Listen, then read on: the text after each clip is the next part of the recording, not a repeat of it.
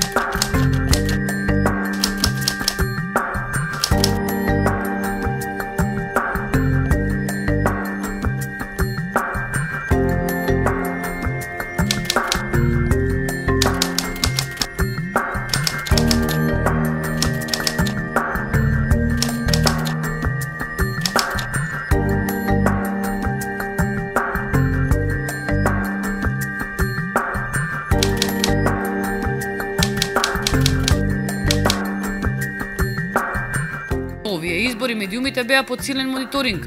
Адхок комисијата за наблюдување на медиумите во предизборната и изборната кампања изготвуваа неделни извештаи за работата на локалните и националните медиуми.